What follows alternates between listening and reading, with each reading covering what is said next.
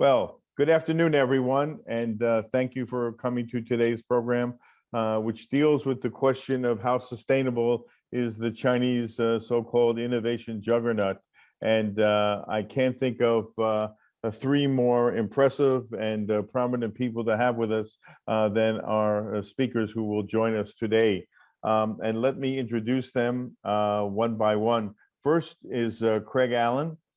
Craig is currently the president of the U.S.-China Business Council, and prior to joining the U.S.-China Business Council, Craig had a long, distinguished career in public service with the Department of Commerce. He also served at the American Institute in Taiwan, where he was the director of the American Trade Center in Taipei. In 1995, he was assigned to the U.S. Embassy in Tokyo, where he served as a commercial attaché and eventually was promoted to the deputy senior commercial officer. And in 2000, he served a 2-year tour at the National Center for APEC in Seattle. Eventually, he went on to have even more promising assignments. He had a 4-year tour in South Africa and later became the Deputy Assistant Secretary for Asia at the U.S. Commerce Department's International Trade Administration. Craig has a BA from the University of Michigan in Political Science and Asian Studies, which he received in 1979. He also has a Master's of Science in Foreign Service from Georgetown. Our second speaker is Paul Triolo, who leads Eurasia Group's practice on global technology policy issues, and they encompass a whole broad agenda, including cybersecurity, internet governance, ICT regulatory issues, and emerging areas such as automation, AI, big data, fintech, etc. Prior joining the Eurasia Group, Paul served in senior positions within the U.S. government for more than 25 years, focusing primarily on China's rise as a power in science and technology. He provided analytic support to the White House and to senior policymakers, and was a lead drafter for a number of widely acclaimed national estimates on science, technology, and innovation in China, including dealing with cyberspace issues. Paul's technical background includes a bachelor's degree in electrical engineering from Penn State. And finally, Matthew Turpin. Matt is a visiting fellow at the Hoover Institution, specializing in U.S. policy towards China, economic statecraft, and technological innovation. He's also a senior advisor at Palantir Technologies. From 2018 to 2019, Matt served as the U.S. National Security Council's director for China and the senior advisor on China to the Secretary of Commerce. In those roles, he was responsible for managing the interagency effort to develop and implement U.S. government policies on the People's Republic of China. Before entering the White House, Matt served over 22 years in the U.S. Army in a variety of combat units in the U.S., Europe, and the Middle East, and as an assistant professor of history at the U.S. Military Academy in West Point. He retired from the Army in 2017. He holds an MA in history from the University of North Carolina at Chapel Hill and a BS from the U.S. Military Academy at West Point. So it's our great pleasure to have the three of them with us today. I also want to let you know that today's program is being co-sponsored by the Center for Innovation Policy at Duke's Law School, the Duke Center for International and Global Studies as part of the Duke University, and the Asia Pacific Studies Institute, or APSI, that's also a part of Duke University. And I think that we have a very exciting agenda. We will have a dialogue for about 45 minutes, and then we will open it up to questions and answers from the audience. I ask you to use the Q&A function to submit your questions, and my able co-directors, Professor Artie Rai and Stuart Benjamin, will join us in submitting and organizing the questions so that we can make sure we get to as many questions as possible. So why don't we start then? One of the themes of our program today is about the sustainability of China's innovation efforts. This is kind of an interesting question to me because just a few years ago, I can remember reading a number of articles that talked about China's inability to innovate. In fact, China was more or less described as an innovation laggard, and it was basically suggested that without significant political reform, China would never be successful at becoming a so-called innovation-driven nation. Well, what happened? All of a sudden, now we're using terms like juggernaut and techno superpower, and somehow China has grown out of the woodwork into becoming a major threat, competitive threat in economic, military, et cetera, terms to the United States. How have we gotten to this point, and what happened in China to turn the tide in the opposite direction? And why don't I start with Paul, and then we'll move to the others.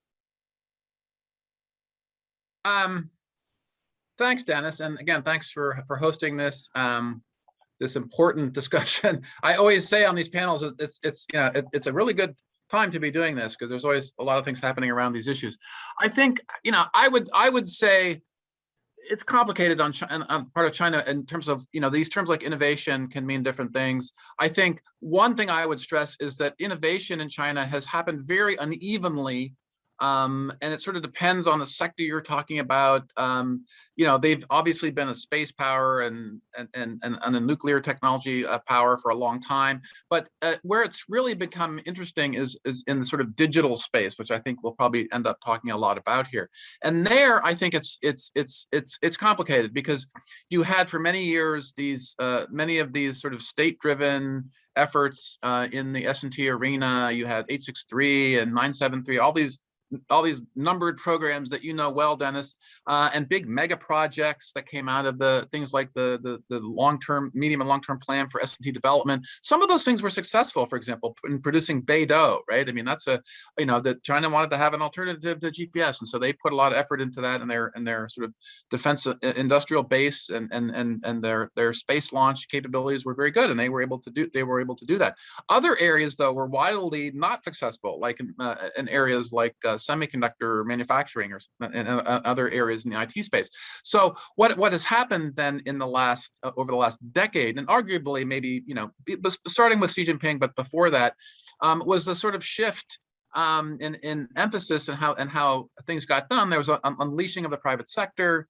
And particularly in the digital space, companies like Alibaba and Tencent, and a lot of innovation building on companies like Huawei and ZTE and sort of the more traditional telecom equipment space. And yes, there's been a lot of innovation in areas like payments and mobile apps like WeChat. People point to those as examples, and those are, in some cases, those are copies of similar Western products. But yes, there's definitely innovation there in terms of scale, and those are great. But in other areas, sort of more hard tech areas, which we'll need to get into, there hasn't been as much innovation, and it's tricky because for example, in semiconductors, the bar is very high. China was starting from a very, very low base, and so on the one hand, they've come from nowhere to, for example, be starting to be competitive in, say, memory semiconductors, as a couple of companies now in China are producing and will produce next year, appreciable numbers of memory that the people want to buy in the 3D NAND and DRAM space. But if you look at China's domestic production of a whole range of semiconductors, from CPUs to GPUs to FPGAs, all these really core elements of the sort of the digital economy and the digital infrastructure.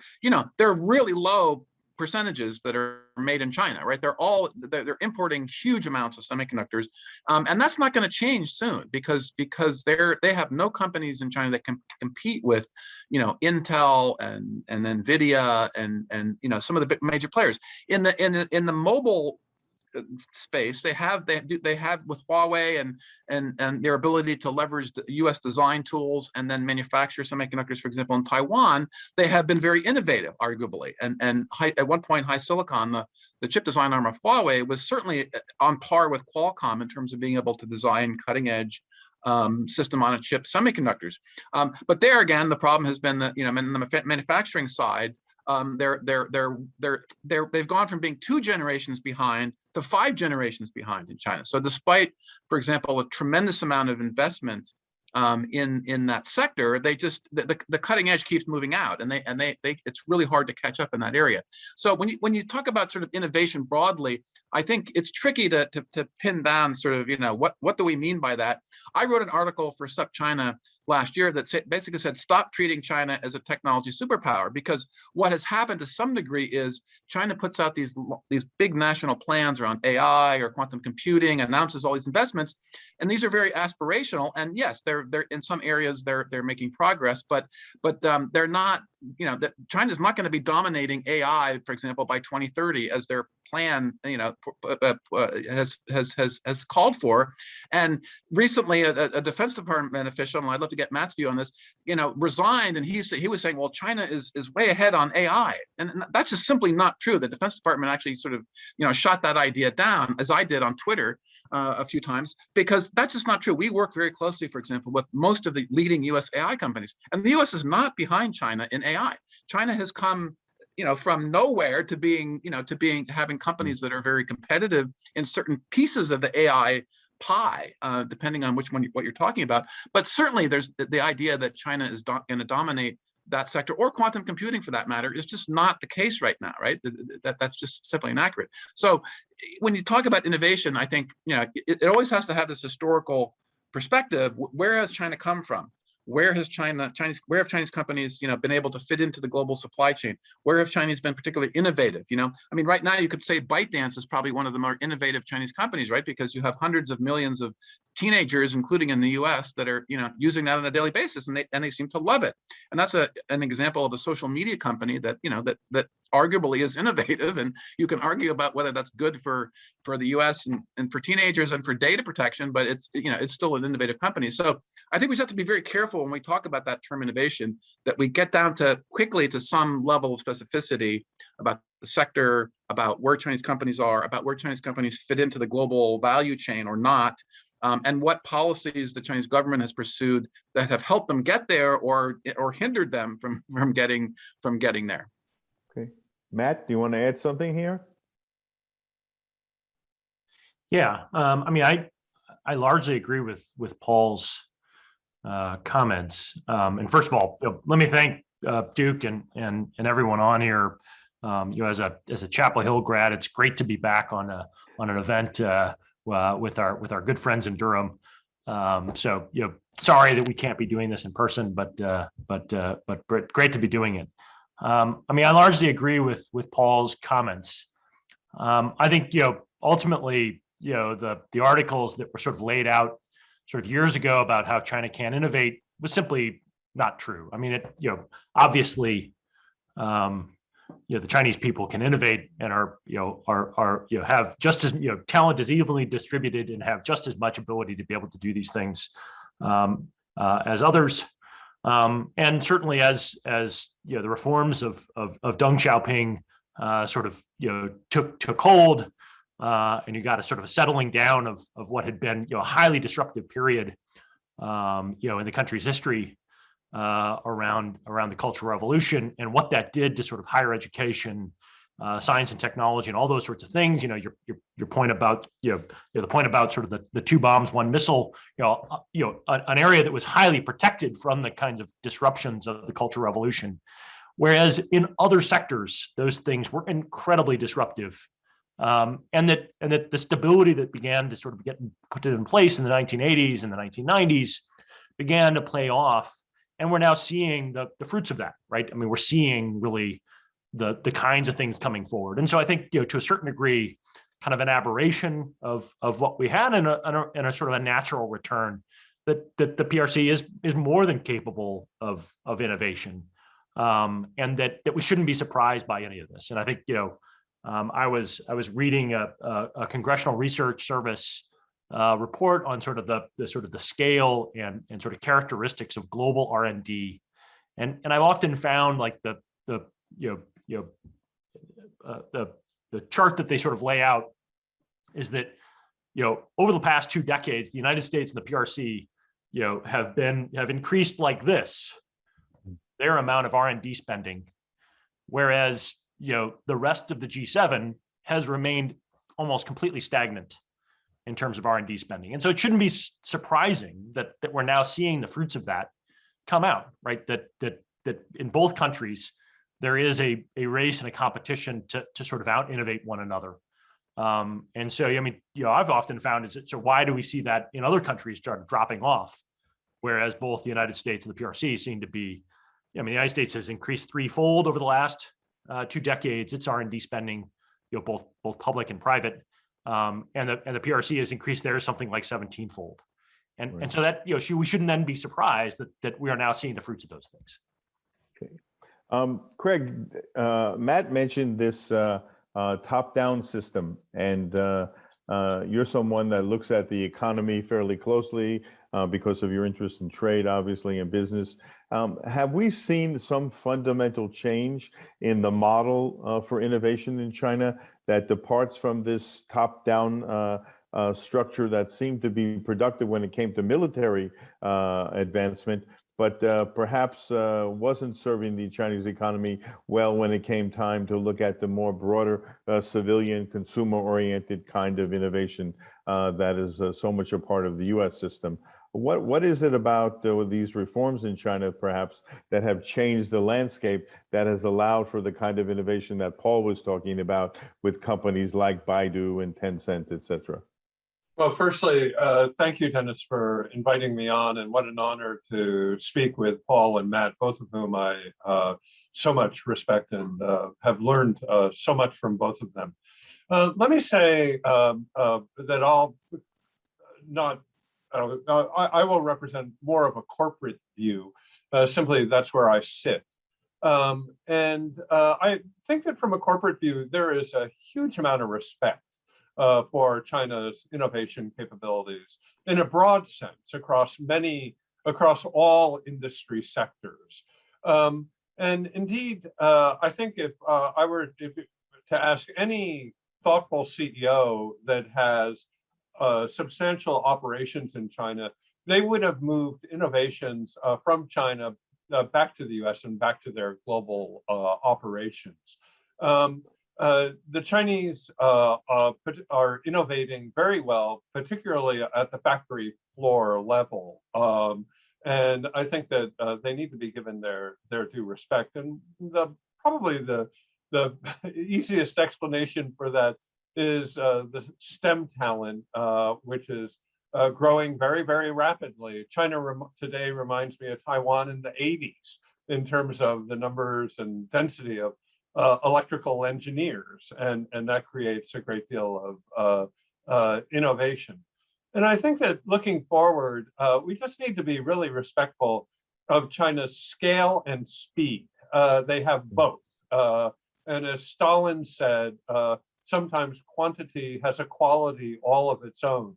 China has the global scale and the global speed to be an innovation superpower. Even if they're not quite there yet, it does appear that they are having a profound effect on the global innovation ecosystem.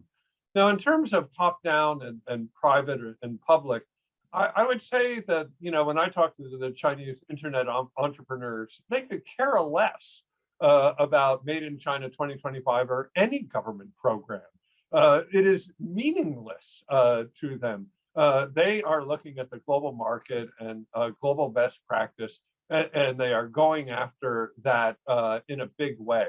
Now, it's not to say that Made in China 2025 is or these subsidy program and others are irrelevant. They are very relevant to how the market develops. But in terms of innovation, I don't think many of the private Chinese companies pay it any attention whatsoever.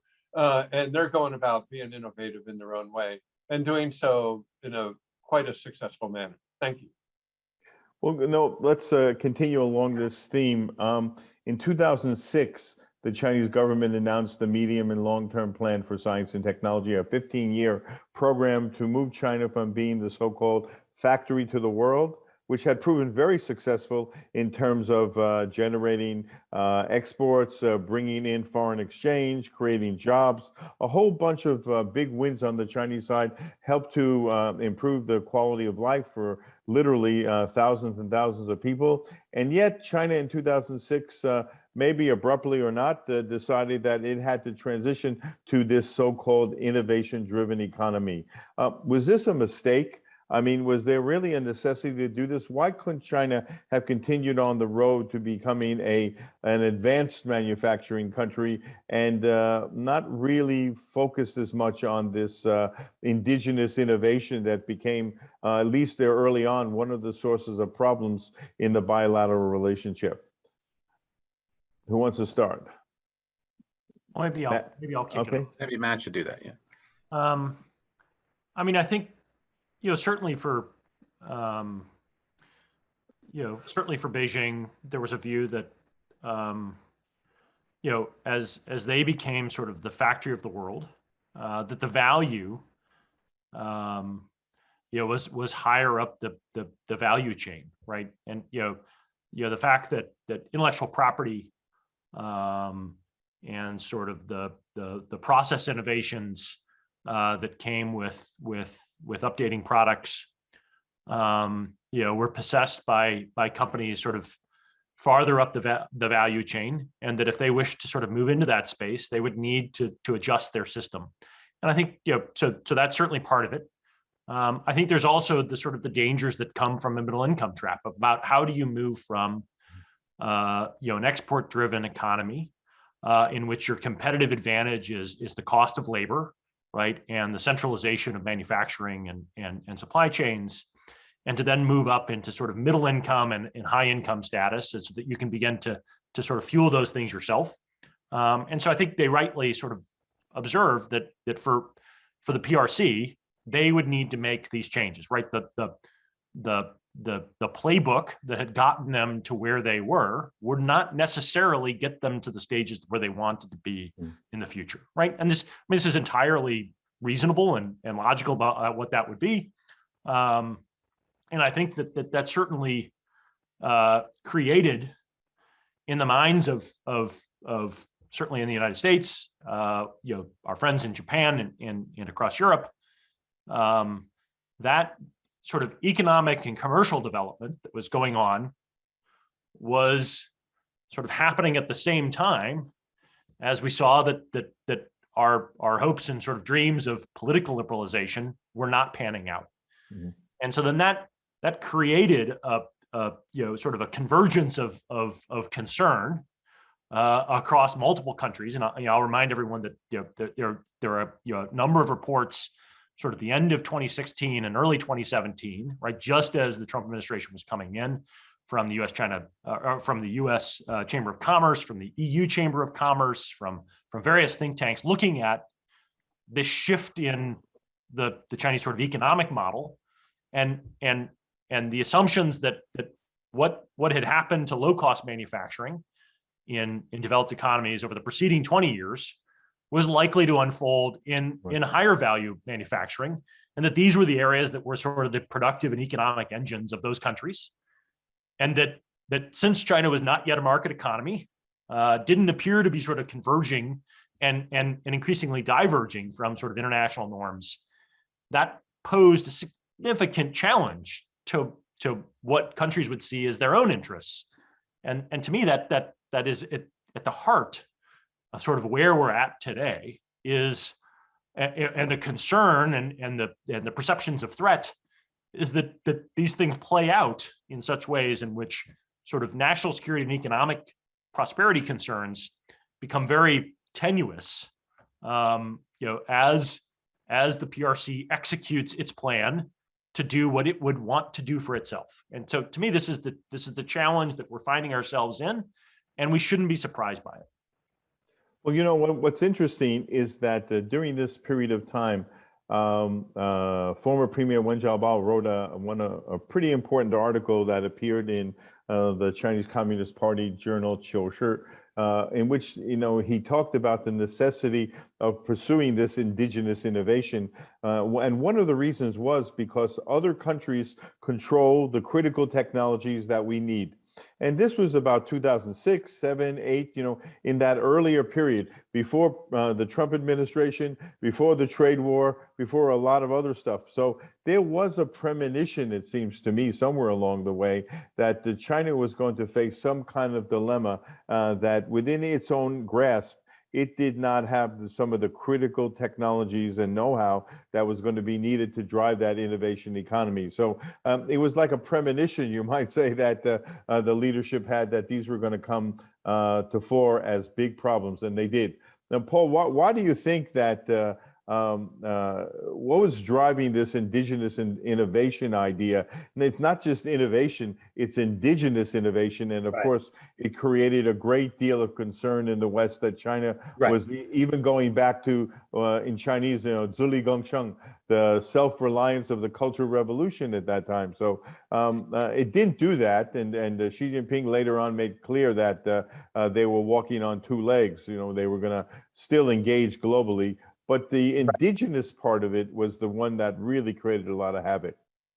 Yeah, I think, part of these kinds of formulations in the Chinese system is to signal the bureaucracy, of where the leadership wants things to go. That doesn't necessarily mean that it translates, right away into some success in a given technology. Now, you mentioned, the issue of sort of core technology being in the hands of foreigners. This is a theme that goes back clearly to that time frame. And what we're talking about here are specifically things like semiconductors and operating and software, mobile operating systems, or just operating systems.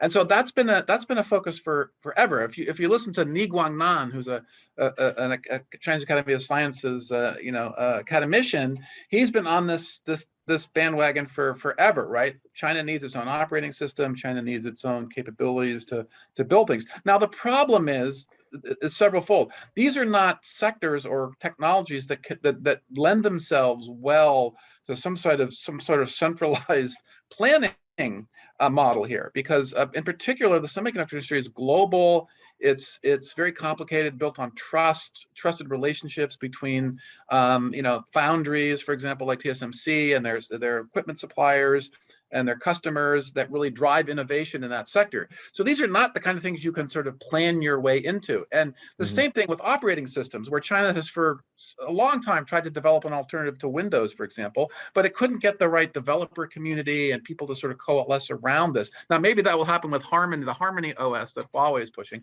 but it's really hard to create these ecosystems that you need to drive innovation in these core technologies. They're just really hard to develop.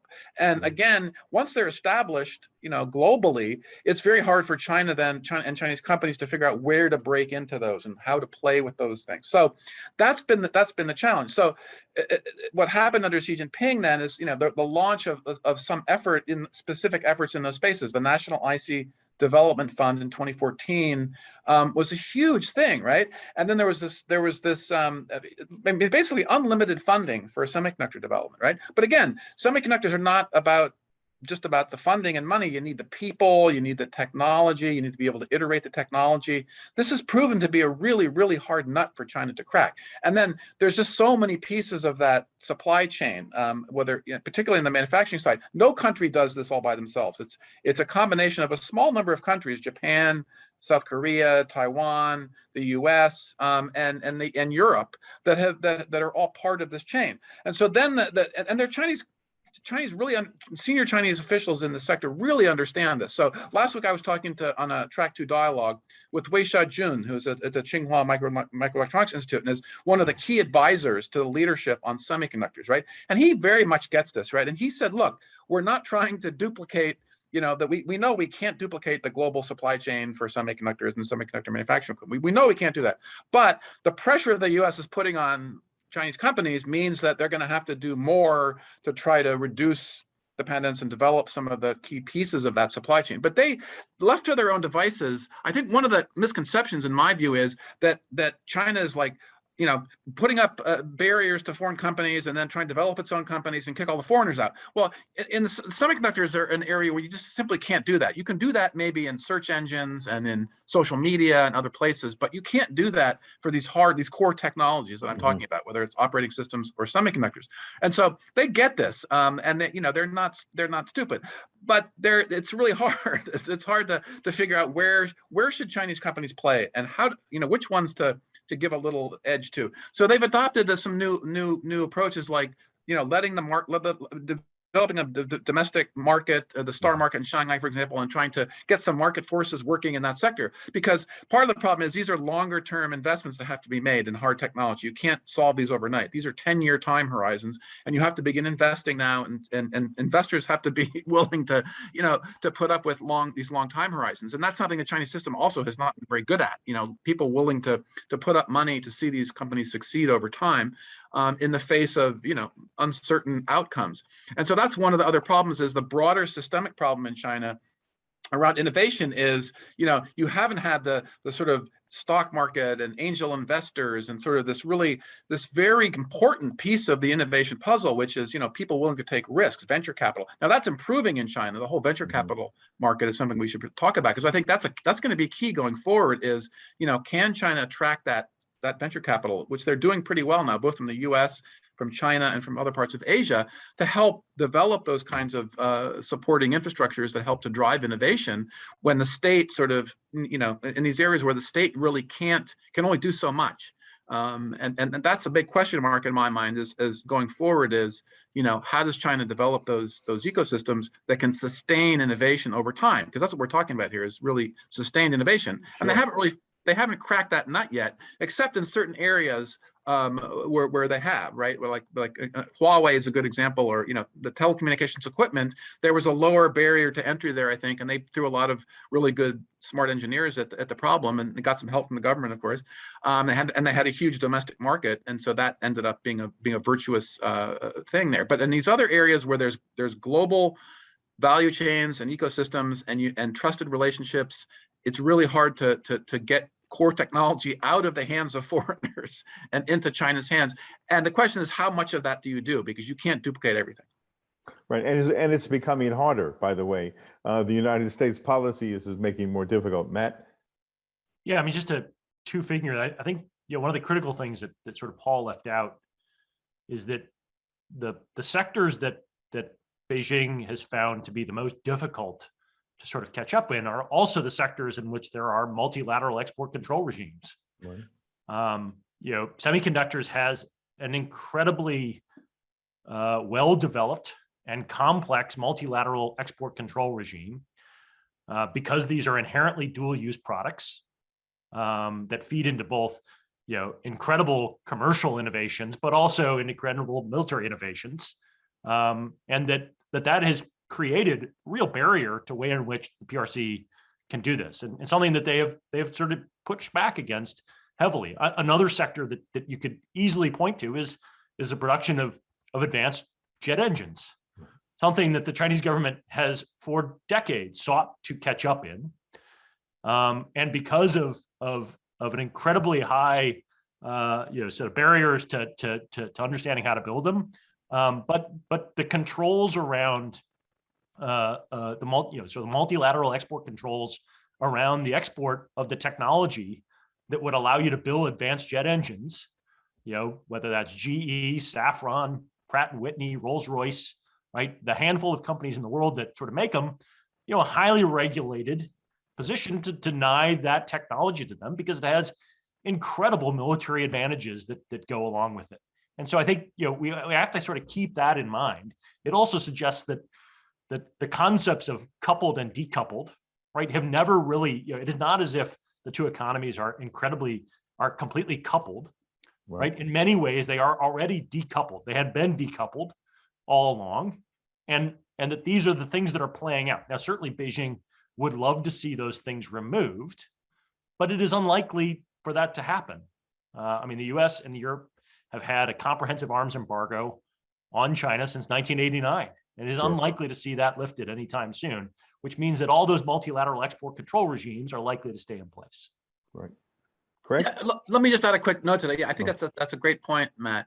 But I think the challenge is in those areas that are outside of those multilateral regimes that aren't captured, that whole sort of, there's a lot of dual use technology that's not related to WMD or to missile systems or to aerospace systems.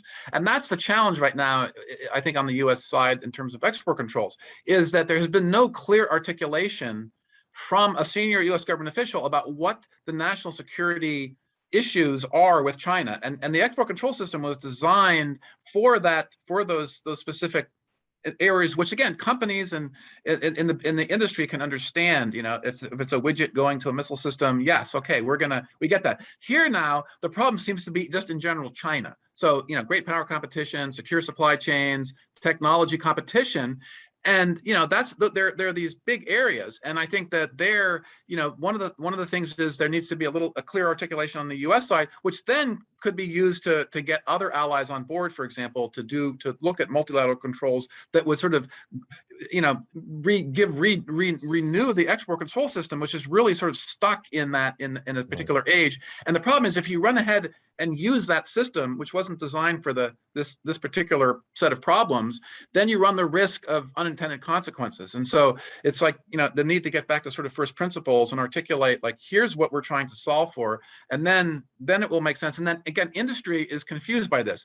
Huawei is a good example. 7 different, you know, reasons to put Huawei in the entity list. No clear guidance to be asked for licensing until fairly late in the administration, when 5G and cloud became sort of the focus there. But you know, in the meantime, lots of licenses were approved for the first time ever, right, to Huawei. So that left U.S. industries thinking, okay, well, what's the problem here? What exactly am I being restricted in providing here? If it's a commodity semiconductor, for example, that other companies can provide. So anyway, so I'm just saying that's a good example of sort of, you know, what was the problem there? How is it articulated? And then what were the signals to industry to understand that? Because industry gets, you know, they get compliance, they get national security, they want to understand that, but it needs to be clear what problem you're trying to solve here for. Otherwise, it looks a little bit like, you know, the policy is sort of is unclear, and you're having these outsized impacts on industry. And of course, the argument is, if you restrict, for example, U.S. semiconductor producers or equipment suppliers from supplying to China more broadly,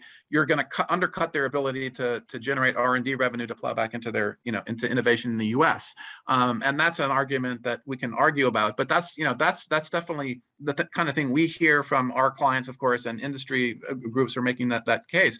So that's why there you know, the issue needs to be sort of clarified there. And then again, where do Chinese companies, you know, fit into this global division of labor in these very specific industries like semiconductors, where they're key players, right? You can't sort of ignore China. They're big on the packaging and testing. SMIC provides a lot of semiconductors to the auto industry and is going to have to be a part of the solution to the global semiconductor shortage, et cetera. So the challenge is sort of how to deal with Chinese companies in this complicated area where the national security issues haven't always been so clear.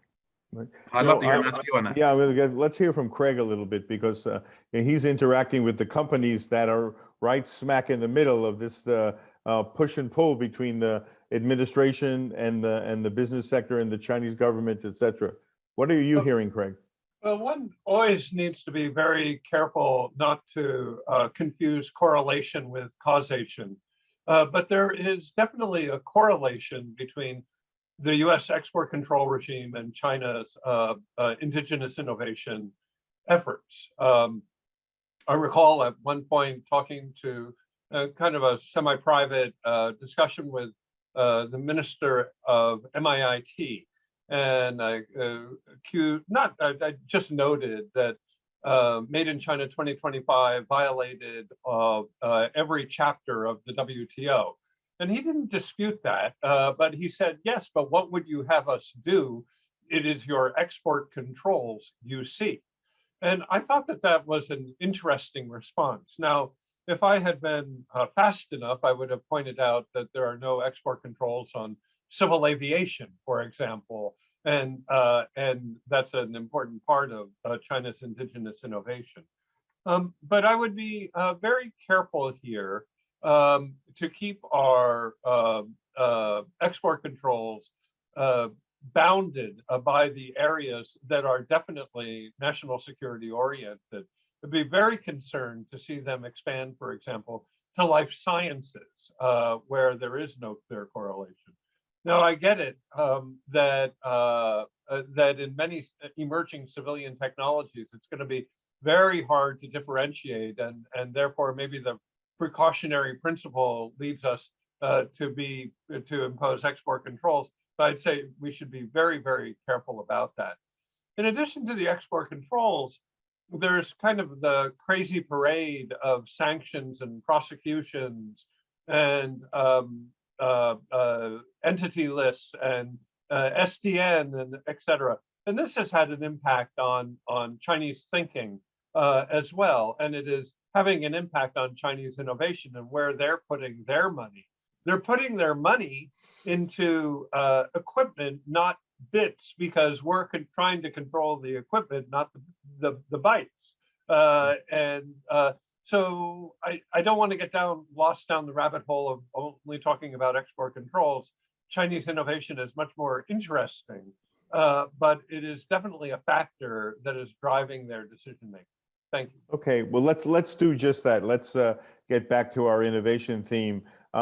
If you would have asked me in the 1980s, what's the problem with the Chinese innovation system, I would have said 3 problems: not enough money or investment, not enough talent, and a poor infrastructure that's highly obsolete. In 2021, if you would visit China's scientific and technological infrastructure, you would be very impressed by the quality of the equipment. You'd be impressed by the quality of the talent.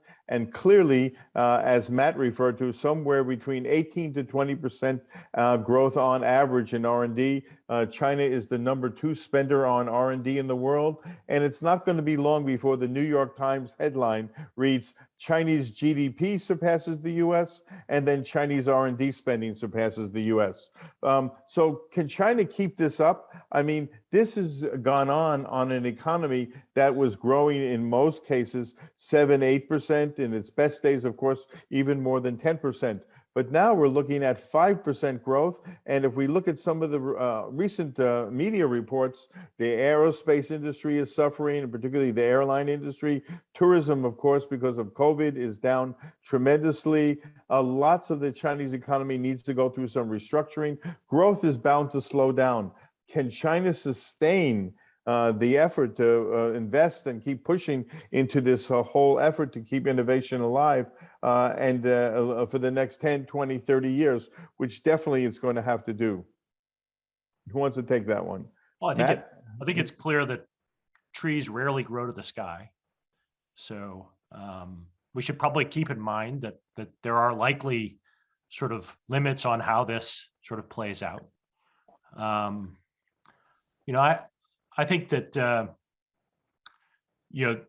the conditions that we find ourselves in today, and the conditions of why U.S. businesses and why European businesses and others made the sets of the decisions that they did in the late 1990s, all right, that they viewed the PRC as an incredibly important partner in manufacturing and pulling them into sort of the global value and supply chains of multiple industries, was the product of a certain set of geopolitical conditions, right, that are not exactly what they are today, right? And so I think what we've seen is the sort of the product of a set of business decisions and a set of sort of innovation decisions in which sort of a global structure chose to pursue things in certain ways.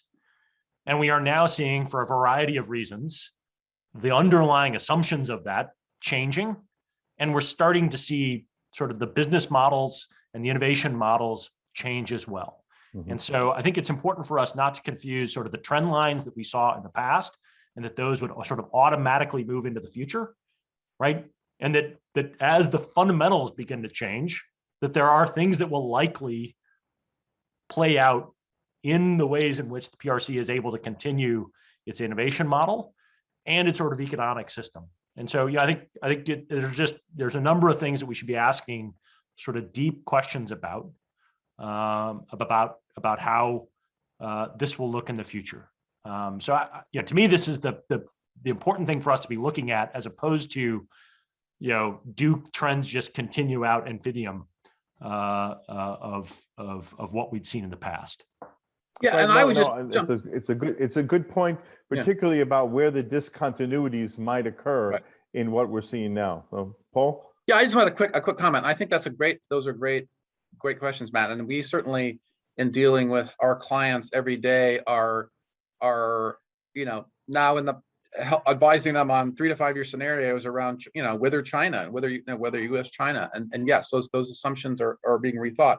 But I think at the same time, we also have to be careful not to, about the same token, linearly extrapolate out where China's political system is right now. I mean, obviously, we're in a very difficult period with and Xi seems to have has obviously taken things in a direction that is different than one might have thought in 2010 or 2011.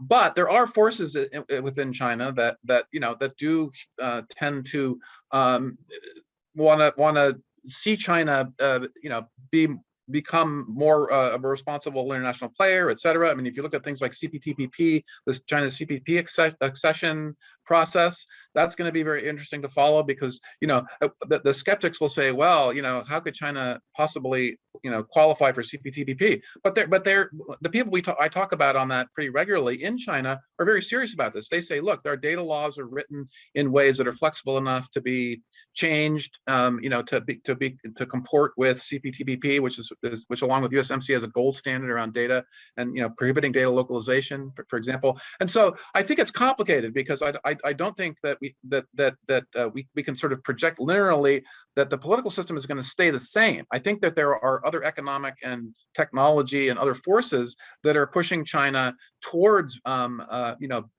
of the adherence to international global standards in certain areas, obviously not across the board, but in certain areas where they feel that they need to go, whether it's regionally in Asia, particularly, or in areas that are going to be critical to their thinking going forward. And so that's the challenge, is not sort of being locked into this. China will never change. It's now, or as you say, the calculation of businesses in engaging with China will stay the same, because obviously that's not happening. So I think you make a great point there, but I just want to add a little bit of a corrective. I was in China during Tiananmen Square in 1989, and I never thought I would see people on the street and freedom of speech, et cetera, virtually overnight, right? So China is tricky when you try to to predict the how things will play out at a political level, or in an area like China's interaction with the world that will impact its innovation system. Hey, let's Craig, you mentioned STEM graduates before, and I just mentioned that talent was one of the areas where China was deficient in the past. But now, with the ability to build more world-class universities, the ability to reverse the brain drain and get a lot of these returnees to come back to China, the United States is helping the Chinese with the China Initiative right now. There are a lot of people who are very anxious about staying in the U.S. and are thinking about returning back to China. It seems that China has, particularly now, graduates more PhDs in STEM than the United States, and that it's on its way to really having a talent powerhouse. And perhaps in addition to trade war and technology war, we might even enter into a talent war with China. Who's going to get those best minds who are going to work on that AI or algorithm or whatever is the case? And I think, what are you seeing, and what are your corporations in the Business Council telling you about what they see about talent availability and quality? So I think that vis-a-vis the long-term viability of the innovation ecosystem in China, I would be pretty confident that they're going to be able to maintain this over the longer term, mostly because of the concentration of talent in China. And for reference, I would point to Japan, Korea, Taiwan, Singapore, which, despite their demographic collapse, maybe too strong a word, but stresses, they have been able to maintain themselves in the highest realms of technology. And I have no doubt that China knows how to follow that model. Now, American companies, and I think it's true of European companies as well, are need to avail themselves, need to be able to avail themselves of Chinese technical talent. And that is particularly true at the, if you will, the lower end of the talent scale, that we might come up with some of the conceptual frameworks, but the detailed drawings and the prototyping and the testing and then the production, that moves over to China many times quite quickly. And so American companies are challenged by the export control regulations and the deemed export control regulations, because they're not able to oftentimes bring in Chinese employees into their inner sanctum of their technology by US law. But in some cases, their best talent are PRC citizens. So there was a case recently of a multinational company that we all know who had one of their leads for a product lead who is Chinese, and that Chinese would travel the world, going to the R&D facilities of the company and developing that technology. But suddenly they couldn't get a visa to enter the United States.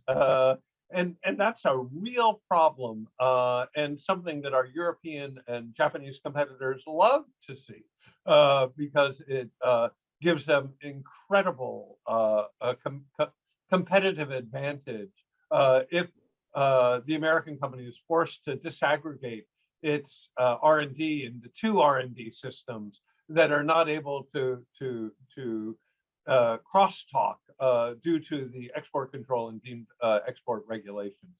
So it's a real problem. And as the data regulations heat up in China and the cross-border data flow issues become larger and larger, this problem will only grow. From a multi-factor, multi-country perspective, not only US, China alone. Thank you. Great. Let me first encourage our audience. We're going to start taking questions soon. I'm going to pose one more question to our group and then we'll open it up. If you have a question, again, please use the Q&A function. So let's talk, you all referred to somewhat the unexpected developments in China over the last several months, and particularly Xi Jinping's crackdown on so-called fintech, big tech, education, all sorts of things. What we thought of in the West as the cutting edge of innovation and the new face of the Chinese economy as looked at through Baidu and Tencent and Alibaba, of course, and several other kind of companies. And Xi Jinping decided to just basically seem to smash that.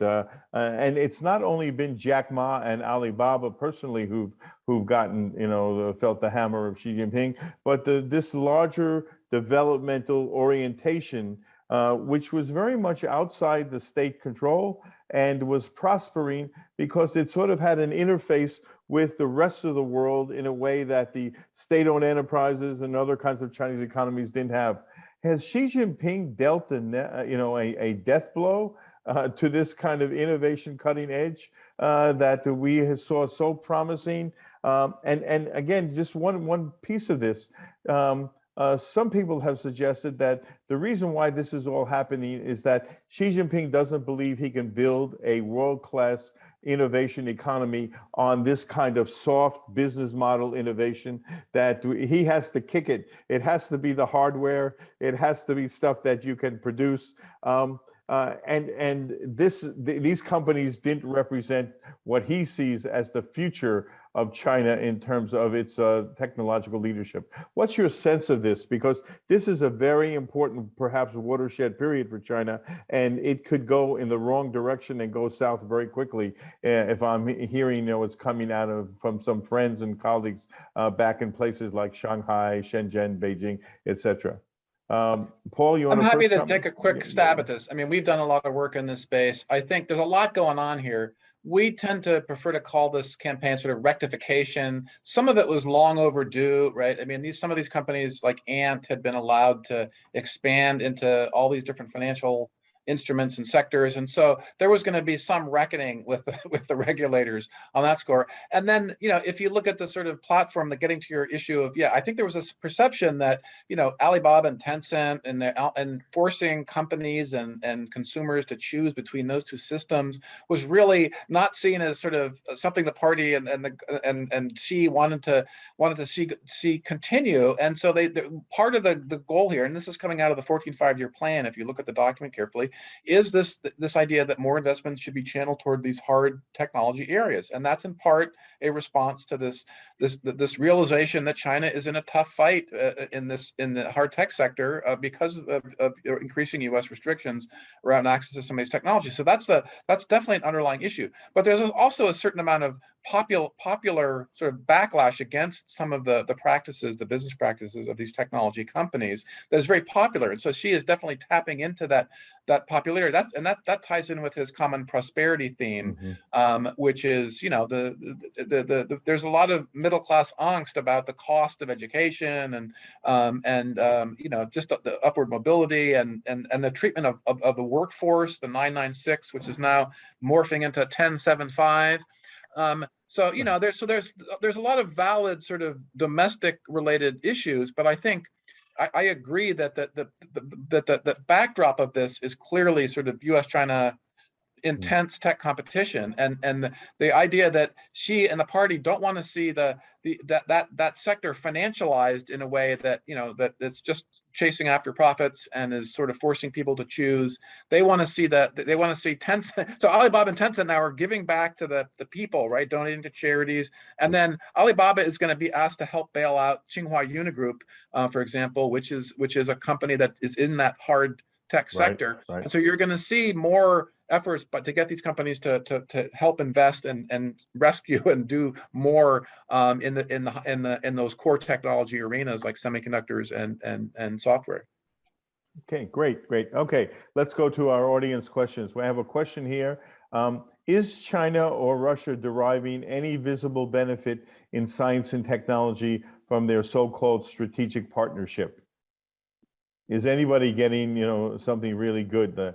Russia to China, China to Russia, or even together collaboration? Anybody have a? I mean, Russia has consistently provided jet engines to China, and has been extremely guarded in how it maintains its control of its jet engine technology and prevents it from being passed on to the PRC for the exact same purposes that the U.S. and others do. So I think, there are these sort of back and forth relationships, and that each side remains, suspicious of the other. But there certainly is. The PRC is a much more expansive manufacturing powerhouse than Russia or the Soviet Union ever was. And so, there is that sort of back and forth relationship. Do any of you want to? Nope. Okay, let's go to another question. The question is, was one of the factors driving the shift to innovation the demographic situation now that China is facing? A one-child family meant that there's no longer an unlimited supply of labor, especially cheap labor. And already we're starting to see Chinese companies offshore their own production to Southeast Asia. Is this going to be one way around the demographic challenge that China faces? Yeah, I could say a couple words about this. I've been going to China for 40 years. And every time I go, I marvel at the quality of the young people. They are really good. And the quality of the education that they are receiving is outstanding. And so the demographic squeeze has resulted in a tremendous increase in the quality of the human capital coming out of China. Now, that's of course not true across the board, as Scott Rozelle has taught us, rural schools are still terrible, but the quality has of the human talent continues to impress. Now, whether or not they have the systems to put them to work productively remains to be seen. Many of them want to work for foreign companies, and we benefit from their contributions greatly. But I think that in future, it's hard to predict as China's demographics squeeze is going to probably be worse than any other major country. And while Japan and Korea have managed this very well thus far, a country like Italy has not. And I'm not sure, I don't think any of us know where China is going to end up in 10 years. But I suspect that there'll be an awful lot of industrial robots, high quality manufacturing across multiple industries, and that China will remain a powerhouse in manufacturing, if not in content and in software and the more creative industries. Thank you. Matt? And to pivot off of Craig's comment about Scott Rozelle, and I mean, the continued existence of the Hukou system and the artificial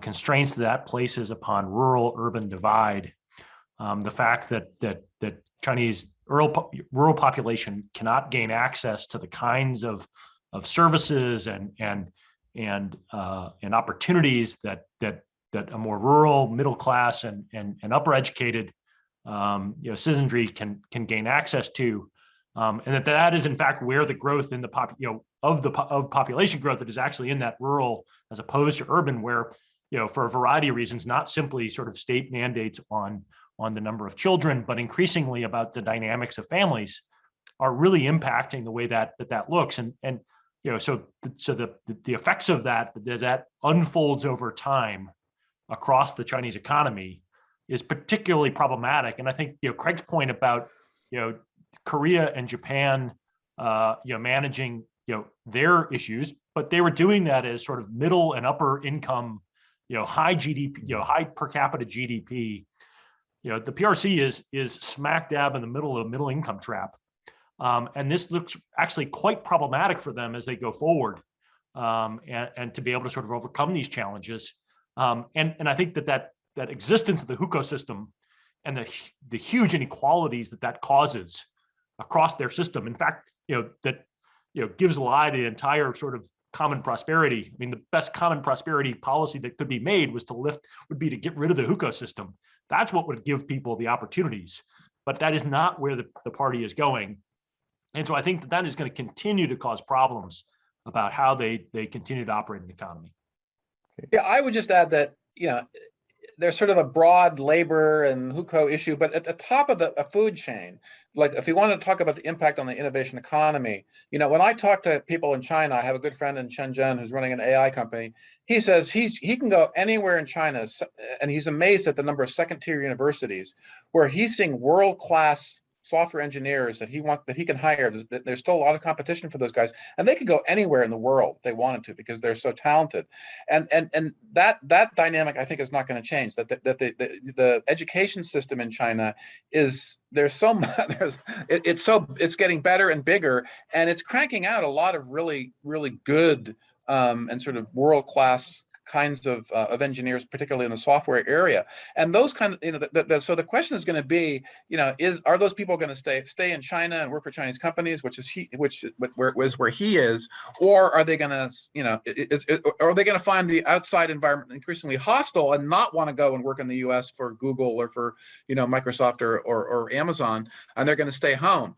And I think that's going to be an important dynamic to watch, because just the numbers are sort of staggering too, right? I mean, and we hear from our companies, like one of the big problems with onshoring advanced semiconductors is talent. Like, where are you going to get people to run all these facilities? The U.S. education system is not producing enough talent to man all those areas, including R&D and advanced manufacturing. And so the policy, for example, to do that has to have a deft immigration policy so that you're allowing, people to come in and from the outside, because we're not going to be able to talent out that, to fill out that talent base domestically. And so to the extent that losing access to that talent in China, it's connected, right? It's not as though the U.S. is operating in a vacuum here. So doing that deftly, and the supply chain executive order that came out, the review that came out in June, meant did have a nod to that if you're going to try to solve this problem of getting more advanced manufacturing in the U.S., for example, to compete with China or to diversify the geographic spread of advanced manufacturing, you need to look at that talent issue. And I think that's going to be a huge issue going forward, is the degree to which, that pipeline, which has been very good for the U.S. Over the years, a pipeline of talent from Asia in general, and China, of course, in particular, how do we definitely handle that and not run up against some of these issues that Craig mentioned around deemed exports, or, focusing on the nationality of engineers and then excluding certain categories. That's really, to me, a huge issue. And if they all stay home in China, then China's going to benefit. Its innovation system will benefit even more. So Paul, I think your point about the desire and the huge amount of quality that's coming out in sort of software, yet to then weigh that against Xi Jinping's and the party's decisions about essentially pushing investment away from those industries that are inherently sort of software enabled. They are in those areas, the most innovative portions of the Chinese economy, right, and to pushing it further into sort of more old school and maybe slightly more advanced manufacturing of hardware, right? Which is what, because of the sort of labor dynamics, is what they actually need, because they actually have the people they will have coming in will need to be going into those areas, because those are not the individuals getting that education, right? And that would suggest that those individuals that are receiving that education are much more available to move outside, that they will continue to see that their best opportunities are not inside the PRC, but outside of it. Whether that's in the United States, but it also could be in Europe, it could be in a number of different places. And so I think that those dynamics are playing out, that we need to pay close attention to. The reforms that Beijing is making don't actually make sense to the innovative or sort of the innovation advantages that they've been building. Yeah, no, I totally agree. And I think one of the problems with the whole reform in the tech sector is how that's being communicated to the sort of innovative class, right? I mean, because those guys, these young guys that set up a lot of these really innovative companies, some of them are being asked to step down. And so the party, that there's a risk here that they overstep here, and they sort of squelch the innovation class. And it's always been about incentives, right? And how do you get the incentives right in that area? And if you're, if you make it hard to innovate and have a little freedom in that area, yeah, the risk is that you're going to lose a lot of the particular demographic of innovators that you want, and they could, yeah, they absolutely. A world, like I was talking to a guy in Shenzhen. He said, look, a world-class software engineer on the cutting edge of AI, he can go anywhere in the world, right, and be employed now, because there's a huge demand for those kind of people. And the wage rates have become homogenized. So the same thing that a Huawei engineer gets paid would get a Dell engineer get paid the same thing in Austin, Texas. It's now we've seen the globalization of the talent pool and the globalization of wages now, and so that's having a big impact as well. There's a question here about the Bretton Woods system, and the world, evolved out from the Bretton Woods system, and now we're talking about a very different kind of situation. Before, someone mentioned continuity and discontinuities and linear and nonlinear. If the United States and China continue to play this game at the top of two giants fighting with one another, don't we need to reconsider that somehow the shaping of the future world economy and science and technology order is now going to be two key players, China and the United States? And how is the United States going to accommodate the Chinese at the table? Because China seems to be not only wanting to sit at the table, increasingly from what your comments are, it has the wherewithal to demand to be at the table. Well, I think we need to be careful with our assumptions. How's the United States going to accommodate China at the table? I think 20 years from now, we might be asking, how is China going to accommodate the United States at the table? We need to be careful. The Chinese are innovating very, very rapidly. On this question, there are, from a trade policy perspective, there are really two approaches and two approaches only. That is a global rule of law approach, a la WTO and Bretton Woods, which was put together in a very different time. Or there's a reciprocity approach. That is, we will open our markets to the extent that you open your markets. And unfortunately, we have a really messy, with China, combination of the two of those approaches, somewhat governed by the WTO and international standards organizations, the ILO and the UN and others. And at the same time, we're mirroring in each other in reciprocity for negative reciprocity and positive reciprocity.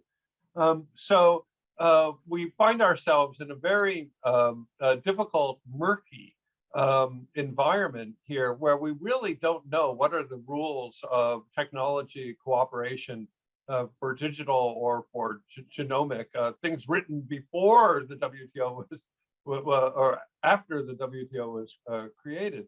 Nor do we know the rules of competition, and most importantly, we don't know how to enforce those rules.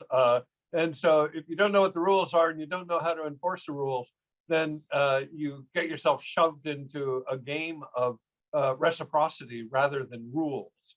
And at least for me, that's a pretty uncomfortable place.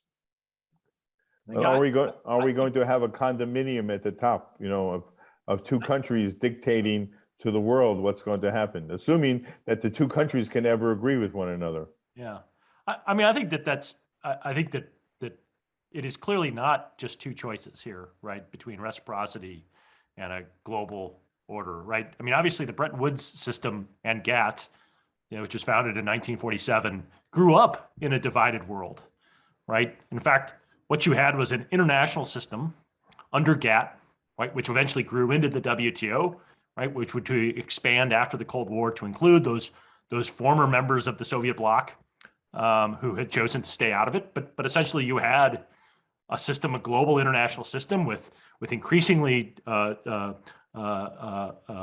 distributed manufacturing and economic activity across those countries' market economies that chose to work together, right? And you know, so I mean, the Wall Street Journal's piece today: U.S. and EU shake up global trade, right? Essentially, the big shocker coming out of the G20 is the U.S. and the EU saying that this idea of this experiment of the WTO as being a sort of, that there are a sort of global set of rules and those are the things everyone's going to abide by. We're moving towards that there is a two-tier system. There will be an international system in which privileges those market economies with rule of law and transparency, right? And sort of respect across borders of what those things are. And there are those that we'll still do trade with. It's not going to be decoupling. It's going to be, we'll still do trade, but they'll be on a different path.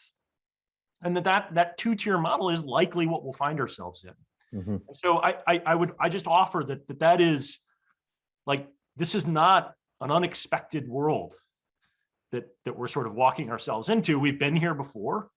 We've had well-functioning systems to set this up and make it work.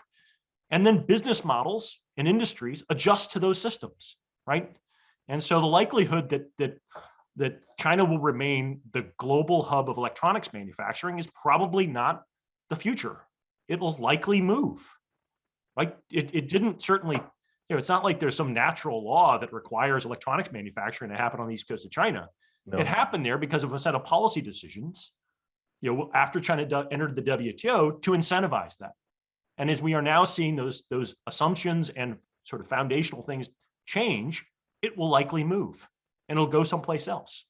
And obviously, I think the PRC sees that as very problematic because they have not yet made it to sort of through a middle income trap, which would allow them to sort of generate this on their own. And they are desperately trying to find ways to solve this problem. Great. Okay, two more questions, one from our audience and one which is a kind of a wrap-up question. This is going back to our question about technology policy innovation. I spoke to you about a little bit about this top-down system, but there's another model of innovation in China that talks about the effects of lobbying by Chinese companies and other kinds of interest groups that actually are also affecting and shaping Beijing's decisions about what can and cannot happen. Which model do you think now, given what's happened most recently, seems to be the one that's in ascendancy? And particularly here, what we see is that the central government is becoming, providing less and less of the monies that are being used for R&D spending, and more of it's coming from provincial governments, which means that the activity of innovation and the funding of innovation are more in close proximity to one another. Do you think that's where the trend line is taking us? Or do you think that when push comes to shove, given the emphasis on self-reliance and a bunch of other things and the geopolitical environment, China is going to have to fall back on its top-down model? Big question. Big question. Big question. Yeah, let me try to tackle it. I think again, it's sort of I tend to always kind of come down to, what technology, what sector, what innovation you're talking about. There's certainly in certain sort of key emerging technology areas like quantum computing, I'm thinking in particular, there's still a huge government role there. And just this week we had Han Jianwei announce another breakthrough in the fastest quantum computer, right? But that's coming out of the R&D, right? That's coming out of an R&D, and they're comparing that with Google, which is doing development in a very different at a very different environment and for different purposes. So in certain areas, I think that the top-down model and the sort of big, fund big massive centers of quantum computing, and then there will be lots of government role there, and also building infrastructure. We see coming out of the 14th Five-Year Plan, the new infrastructure initiative. But when it comes down to where is the real innovation happening? Again, it's happening in companies that are investing in talent and moving the ball forward. Alibaba, for example, it's a very innovative company, and they just announced last week that they've developed this new server chip, the Right. Yitian 710. Now, they had a lot of help in doing that from U.S. companies, right? It's to call it a Chinese innovation there is really tricky, because in terms of the design and certainly the manufacturing in Taiwan at TSMC that uses U.S. design tools and manufacturing tools, there's a huge amount of Western content in that, from end to end. But nevertheless, it's a Chinese company that's mastered some of the design capabilities and is designing for a market where they want to compete. And so that's there was no government role really in that, right? That was the company decided to get into that, that they wanted to compete. It's the industry trend, right? Where big cloud services companies are designing their own hardware so they can run their applications on there. It gives them extra, it optimizes for their sort of environment, and it gives them a competitive advantage. But that's not being dictated from the top down. That's where the industry is going. And so companies like Alibaba, and to other degrees, Tencent and Baidu and Huawei in things like autonomous vehicles are all kind of going where the industry is going and innovating where the industry is innovating, because they're competing in that space, right? Where there's lots of competition. And historically, that's where Chinese companies have done really well. Huawei is a good example. Competing globally in a really tough industry, they had to be good. They had to innovate. They had to hire lots of RF engineers and develop really good systems that could compete with Western players, and they did that. And Haier is another example. So where a lot of the innovation and the successful Chinese global companies have been in these very competitive industries where they're forced to innovate, and the government can play a role to some degree in supporting the ecosystem and having domestic players buy their equipment, but the company still has to innovate and compete, because they're competing against really good Western companies. And that's, I think, the area that we should focus on here, because yes, maybe the quantum lab that Han Jianwei is doing will spin out something, but look in the US, we've already had in the last month the first quantum computing company go public on the New York Stock Exchange, IonQ, which is a very innovative company spun out of the academia. And their quantum computers are already deployed in the cloud by Google and Amazon are deploying their APIs in the cloud.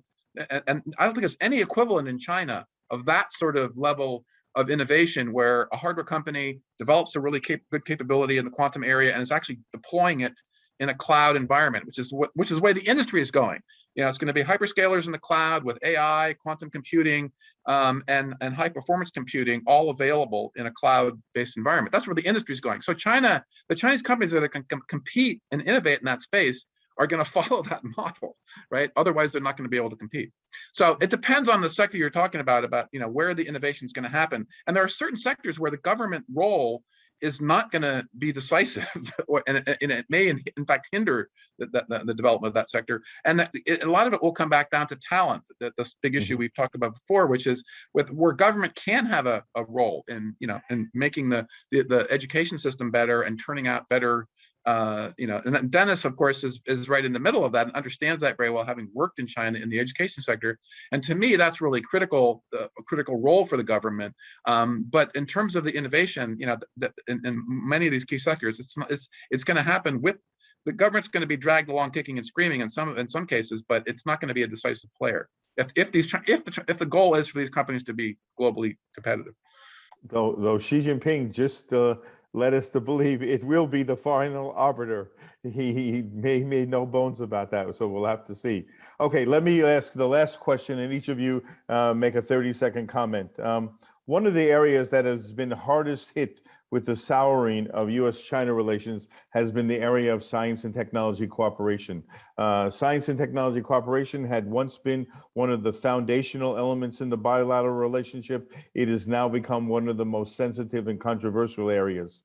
Has the United States actually become too sensitive about the supposed threat from China? Is there really a true China threat?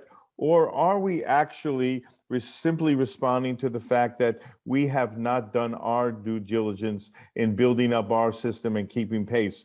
Are we allowing China somehow to become a scapegoat for our own shortcomings? And can we fix this? Tell me where you think this all plays itself out. 30 seconds each. Okay, 45 seconds. Let's let Craig go first here. Okay. Well, what I would say is that civilian science or science and life sciences and other civilian related science should be as free from government interference as possible by both governments. And while both governments will choose to meddle, we as human beings will be far better off if our scientists are allowed to cooperate freely. The problem with that statement is, of course, separating what is civilian and what has strategic implications is a very difficult thing to do. Therein lies the responsibility of university administrators, along with the funding agencies who are going to have to make those determinations. Those with military uniforms or other intelligence allegiances, probably in one country or another, probably shouldn't be a part of this equation to the extent possible. Civilian science should blossom between the two countries, and we could cure cancer. We could accomplish much if the governments get out of the way of civilian science. Thank you. Matt? I mean, that's certainly a desirable world. Unfortunately, it's sort of not the world we live in. So, I think we need to be realistic that the reality is that on both sides, developments in science and technology have enormous implications on the economic prosperity and the national security of both countries. And to pretend that is not the case is, I think, is a huge mistake. And the reality is that given sort of the geopolitical divergence between the two, that era of that I think is Craig is absolutely right. Mutually beneficial.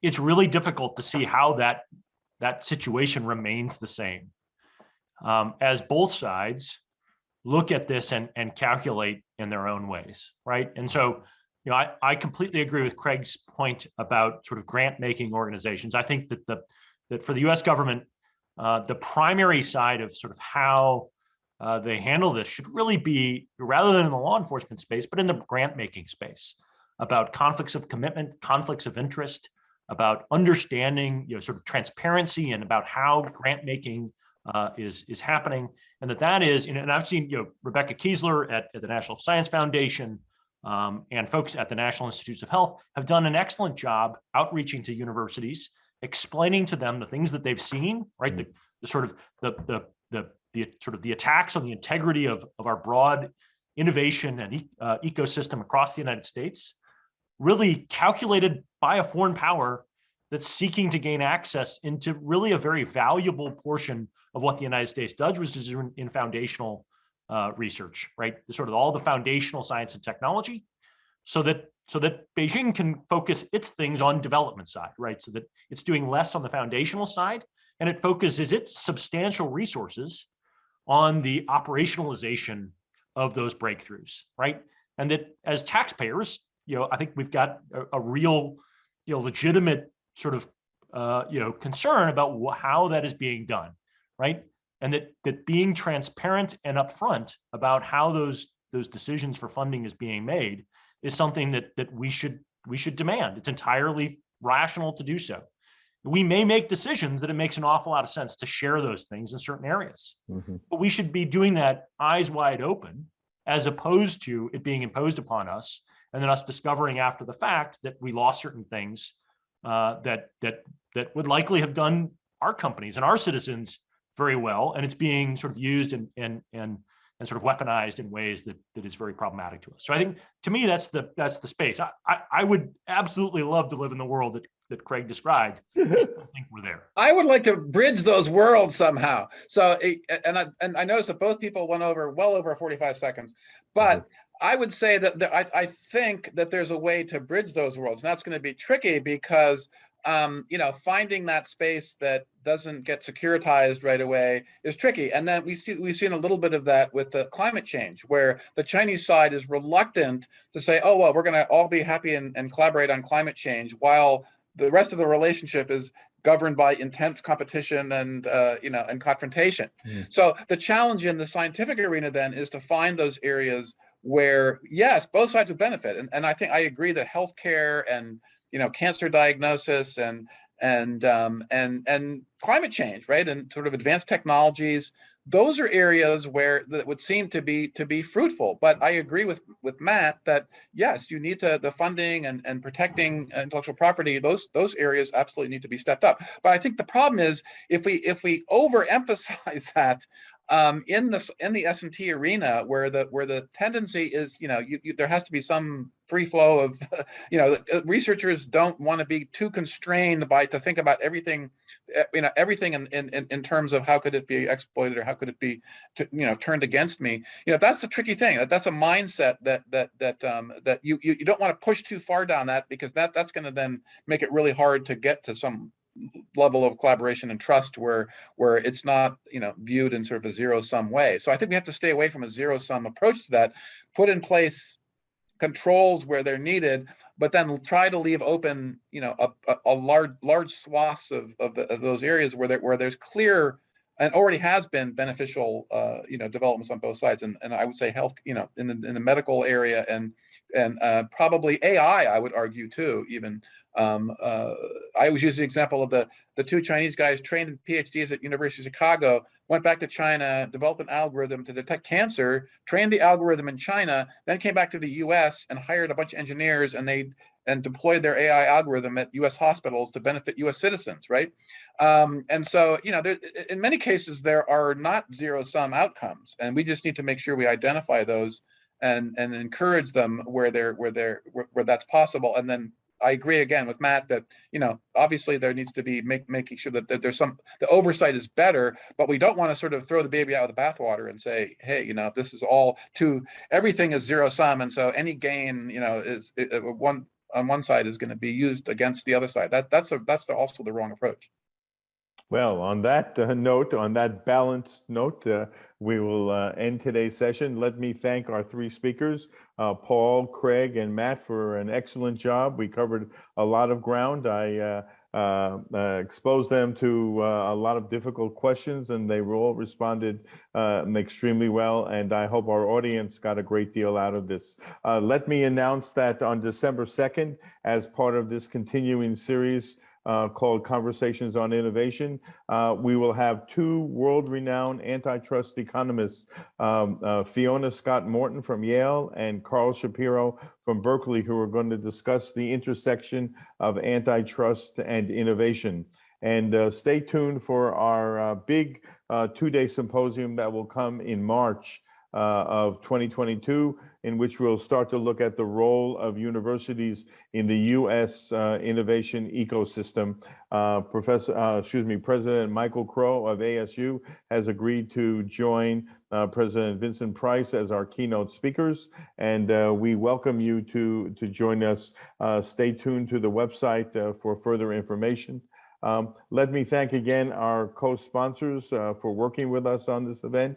And let me thank Liana Dowdy and Balfour Smith, as well as my colleagues Artie Rye and Stuart Benjamin for their strong support and cooperation.